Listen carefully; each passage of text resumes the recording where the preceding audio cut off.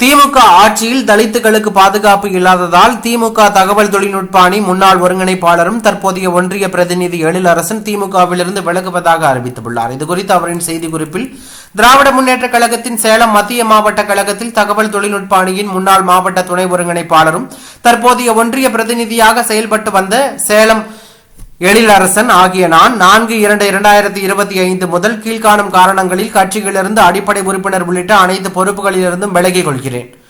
திமுக ஆட்சிகளில் தலித்துகளுக்கு பாதுகாப்பு இல்லை. கட்சியில் எந்த முக்கியத்துவமும் அளிப்பதில்லை.